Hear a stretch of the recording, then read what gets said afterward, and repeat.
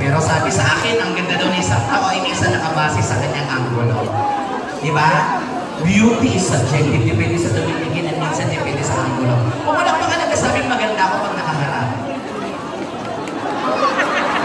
Ulit. Kung wala pa nagsasabing maganda ako pag nakaharap. Nakatagilid. Harap. Tagilid. Likod. Harap. Likod. So, nagkakaunawaan na tayo. Pag-pepe mo ko nakatilikod pa lahat kayo pumapalakpak. Hindi, biro lang. Oo. Kasi gusto ko mamaya, pag tawag uli sa akin, dapat dumadagod na iyaw may kasama sa ano ha?